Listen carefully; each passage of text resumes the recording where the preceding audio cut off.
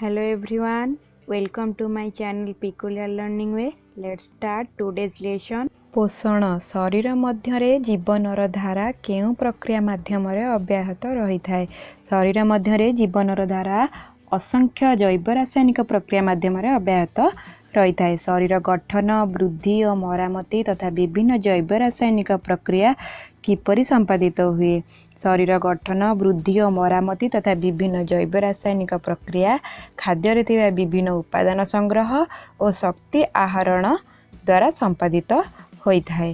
प्राणी एवं अन्य जीव माने खाद्य पाई काहा उपरे निर्भर करिथांती। प्राणी एवं अन्य जीव माने खाद्य पाई प्रत्यक्ष और परोक्ष भाव उद्भिद उपरे ही निर्भर करिथांती। प्राणी माने उद्भिदजात खाद्य बा अन्य प्राणी माननकु जटिल अवस्था खाद्य रूपे ग्रहण करी शरीर मध्य सरलीकृत करिथांती। सरलीकृत खाद्यर दहन बा जारण घटाई शक्तिमोचन करिथांती।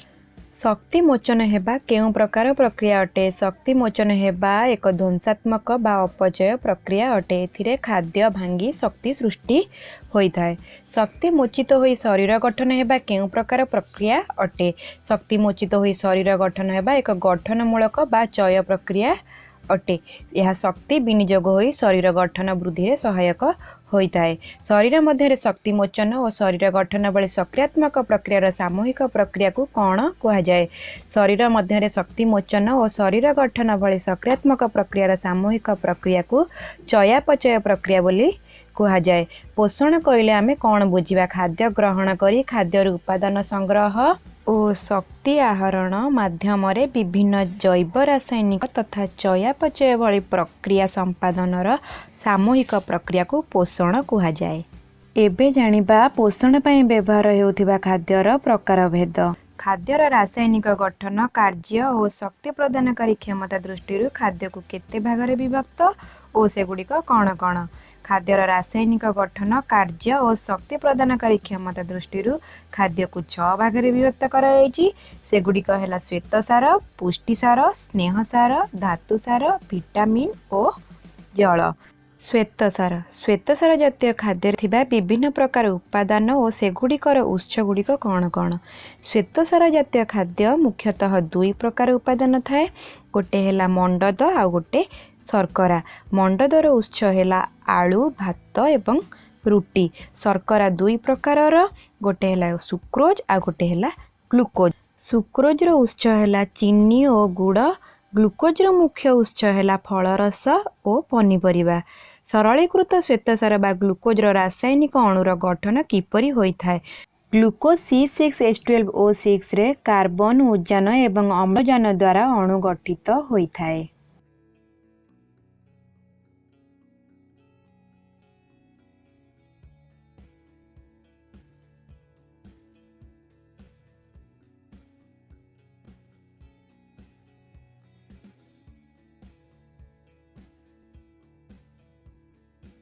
पुष्टिसार पुष्टिसार उपादानर प्रकार उत्स गुड़िक कौन कौन।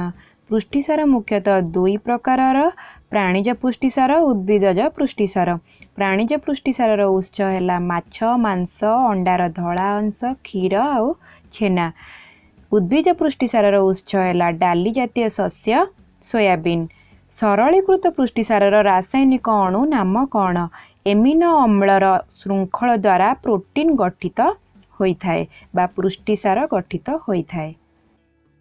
पुष्टिसारर आवश्यकता कौन।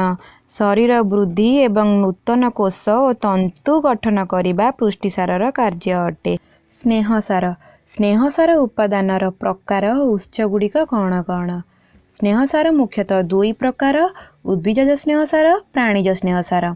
उद्भिज स्नेहसार उत्स है सोरिष, राशि, बादाम भली तेल।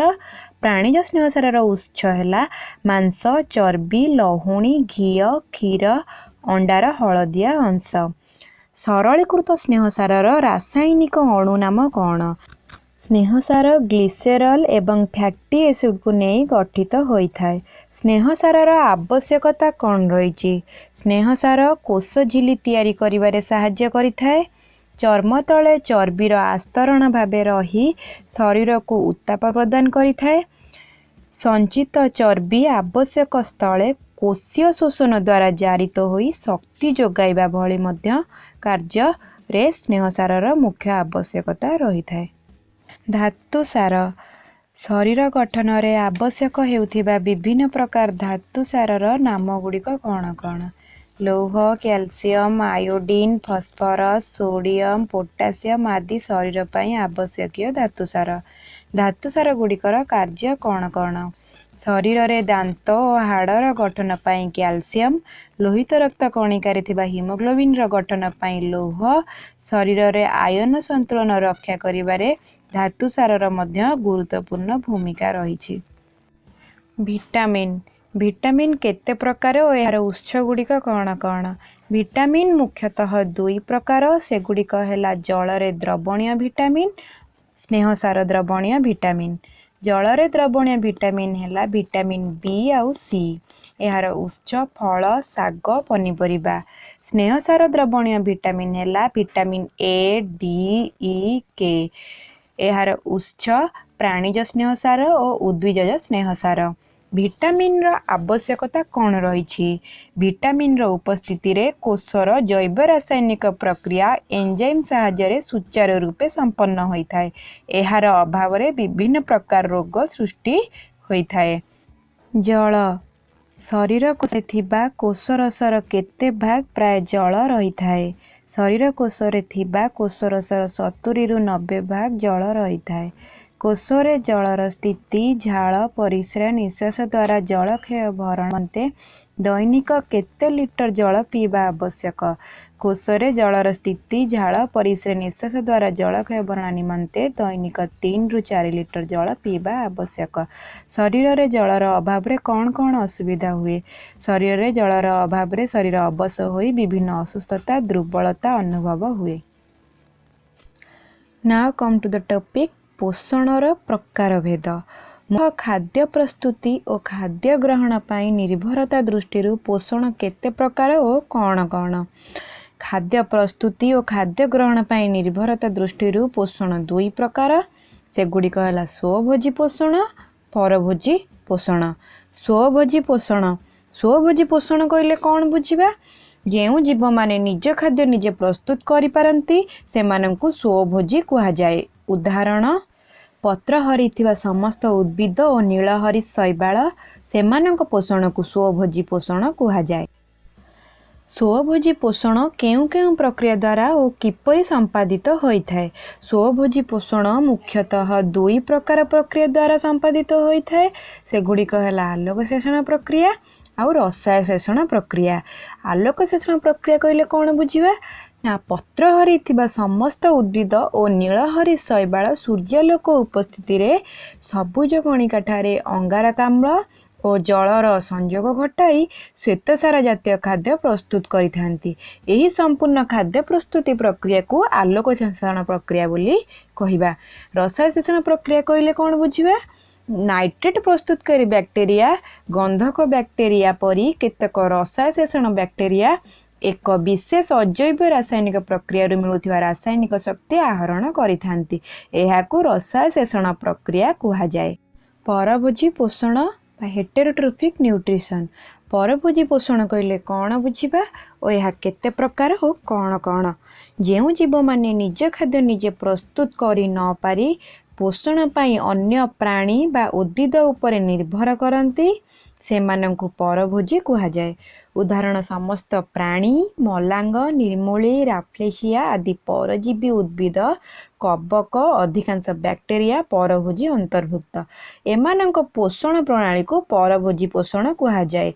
परभोजी पोषण मुख्यतः 4 प्रकार, यथा प्राणी समपोषण, मृतोपजीवीय पोषण, परजीवीय पोषण और सहजीवीय पोषण। प्राणी समपोषण बा होलोजोइक न्यूट्रिशन। प्राणी समपोषण कहले आमे कौन बुझिबा? परजीवीय प्राणी को छाड़ी अन्य समस्त प्राणी बा उद्भिद मानंकु संपूर्ण बा आंशिक भावे खाद्य रूपे ग्रहण करी परिपाक परे सरलीकृत खाद्यर आत्मीकरण करी शरीर गठन और कार्यक्षम रखिबाकू प्राणी समपोषण कहा जाए। उदाहरण मनीष, पशु, पक्षी कीटपतंग इत्यादि। मृतोपजीवीय पोषण साप्रोफाइटिक न्यूट्रिशन। मृतोपजीवीय पोषण कहले कौन बुझा जो परभोजी मृत गलित पचासढ़ा उद्भिद बा प्राणी को निज शरीर पाचक रस क्षरण करी शरीर बाहर ही जटिल खाद्य को सरलीकृत करी निजर पुष्टि साधन करिथांती एवं कठिन पदार्थ को खाद्य रूपे ग्रहण न करी सरलीकृत खाद्य को शरीर मध्य को शोषण करी शरीर गठन रे विनियोग करिथांती। एमानंकु परभोजी कुआ जाए एवं एमानंक पोषण प्रणाली को मृतोपजीवीय पोषण कुआ जाए। उदाहरण छतु कबक यीस्ट बैक्टेरिया आदि जीव मानक पोषण मृतोपजीवीय पोषण अंतर्भुक्त। परजीवीय पोषण पारासाइटिक न्यूट्रिशन। परजीवीय पोषण कहले कौन बुझा जो जीव माने अन्य जीवंत बा उद्भिद प्राणी शरीर भितरे बा बाहरे रही भोजदाता उद्भिद बा प्राणी ठारू सरलीकृत खाद्य सीधा सड़क ग्रहण करी भोजदातार आश्रय रही ताहार अनिष्ट करी निजर पुष्टि साधन करिथांती सेमानंकु परजीवी कुहा जाए। एमानंको पोषण प्रक्रिया को परजीवीय पोषण कुहा जाए। एमाने कौन करती ना भोजदातार अनिष्ट साधन करती एवं भोजदाता ठारू पोषण आनी निज पुष्टि साधन करिथांती। उदाहरण हैला मलांग निर्मूली राफ्लेसिया आदि उद्भिद प्लाज्मोडियम उंकुणी जोक कृमि परी प्राणी परजीवी अटंती। परजीवी मुख्यतः दुई प्रकारर अंतपरजीवी बाह्य परजीवी। अंतपरजीवी बा एंडोपारासाइट भोजदातार शरीर भितर देखा जाती उदाहरण प्लाज्मोडियम। तापरे बाह्य परजीवी बा एक्टोपारासाइट भोजदातार शरीर बाहर देखा जाती जेमिति कि उंकुणी। सहजीवीय पोषण सिम्बायोटिक न्यूट्रिशन। सहजीवीय पोषण कहले कौन बुझा ना दुईटी संपूर्ण भिन्न जातिर प्राणी बा उद्भिद और अणुजीव परस्पर क्षति साधन न करी पोषणर आदान प्रदान करने को सहजीविता कहा जाए। एभली पोषण प्रणाली को सहजीवीय पोषण कहा जाए। उदाहरण आम अंतनली रे सहजीवी भावे इस्चेरिचिया कोलाई बैक्टेरिया आमको B12 जोगाई आम ठारू सरलीकृत खाद्य ग्रहण करिथाए। उद्भिद मान क्षेत्र में जबखार विबंधन सहजीवी बैक्टेरिया मध्य एक उदाहरण। खाद्य अभ्यास को आधार करी मुख्य तीन भाग रे प्राणी मानन को विभक्त करा जायछि गोटे शाकाहारी मांसाहारी एवं सर्वाहारी। That's all for today. In our next class we will discuss about another important topic आलोक श्लेषण प्रक्रिया. Till then take care, keep smiling.